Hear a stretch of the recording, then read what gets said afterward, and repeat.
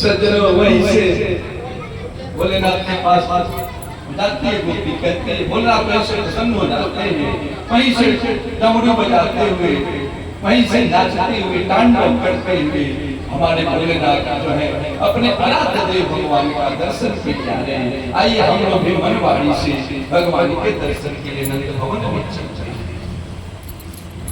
कल्याण को मैया ने भोलेनाथ के गोदी में दिया, भगवान रोना बंद कर शांत हो। जब भगवान रोना बन के तो मैया ने अपने गोदी में ले लिया, तुरंत ले लिया। जब मैया की गोदी में आई तो फिर रोने लगे क्या क्या करके। अब तो मैया की गोदी में आते तो रोने लग जाते, और बाबा की गोदी में जाते तो हंसने लग जाते।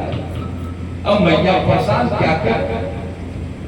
तब मैया जब परेशान हो गई, तब मैया को रह नहीं गया, तब मैया ने कह दिया बाबा लगता है कोई टोना कर दिए, मेरी गोदी में आवे वाला तो रोने लग जाए, और तेरी गोदी में जाए तो हंसने लग जाए, लगता है तुम्हें कोई टोना कर दिया है बाबा। भोलेनाथ के नेत्र सजल हो गए, नेत्रों में जल भर गए, धन्य हो मैया तू पहचान ले मेरे को।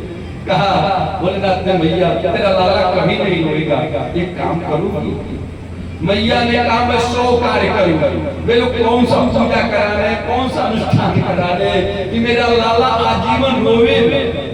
ये माताएं होती हैं, अपने संतान के प्रति उनका वात्सल्य प्रेम होता है, कितने व्रत कर देंगी, कितने दान कर देंगी, लेकिन मेरे लाला को कुछ न हुए। आज मैया ने कहा क्या करना है बाबा, कौन से दान देने बताओ तो सही है। अल्लाह ने कहा भैया कोई दान नहीं देने, कोई अनुष्ठान नहीं कराने, कोई पूजा नहीं कराने, तो बाबा क्या करना है अपने आंगन में एक शिवलिंग रख दो, पत्थर लिखा। और जब भगवान को स्नान कराना लाला को तो जल बच जाएगा, तो ओम नमः शिवाय कह करके रोज एक लोटा जल चढ़ा देना, तेरा लाला कभी नहीं रोए।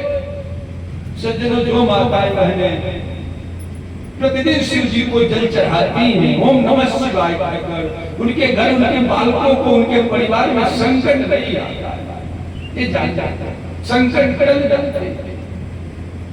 भोलेनाथ ने कहा बस एक शिवलिंग की स्थापना कर दो, लेकिन उनका नाम रख देना नंद महादेव।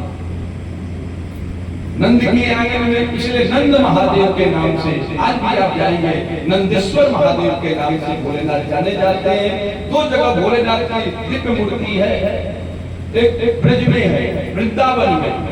वृंदावन में भगवान जब रास किए तो भोलेनाथ गोपी बन करके आए, तो हाँ गोपेश्वर महादेव के नाम से जाने गए। और यहाँ नंद गांव में आए तो नंदेश्वर महादेव के नाम से जाने गए, नंद नाम से प्रसिद्धि हुई। आज भी वो दिव्य महाराज जो है शिवलिंग जहाँ लोग दर्शन करते हैं।